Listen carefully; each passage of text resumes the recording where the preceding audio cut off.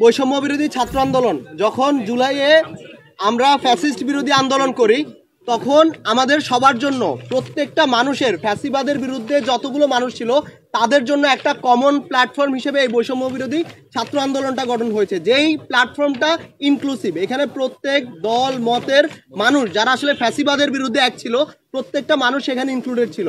এবং এই জায়গাটাকে আমরা সবসময় ক্লেম করে এসেছি যে এই বৈষম্য বিরোধী ছাত্র আন্দোলন এটি একটি অরাজনৈতিক প্ল্যাটফর্ম। এই সংগঠনটা বা এই প্ল্যাটফর্মটা কখনো রাজনীতিতে আসবে না।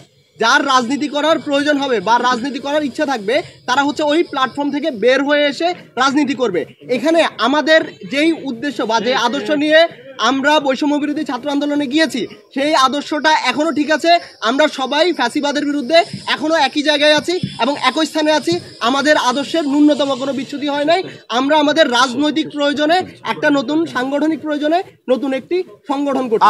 আর আমাদের জুলাই অভ্যুত্থানে যখন বৈষম্য বিরোধী ছাত্র আন্দোলন প্ল্যাটফর্মটি আমি ঘোষণা করি, তখন মূলত কোটা বৈষম্য নিরসনে আমরা আন্দোলনটি শুরু করি।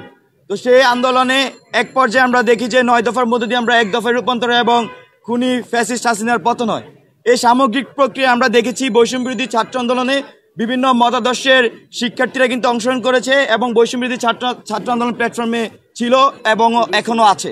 আপনাকে যদি উদাহরণসহ বলি, বৈষম্য বিরোধী ছাত্র আন্দোলনে ছাত্রদল, তারপরে ছাত্র শিবির, ছাত্র শক্তি, বাম ছাত্র সংগঠন সহ আরও ইসলামিক অনেক ছাত্র সংগঠনের শিক্ষার্থীরা কিন্তু সেই বৈষম্য বিরোধী ছাত্র আন্দোলন প্ল্যাটফর্মে ছিল।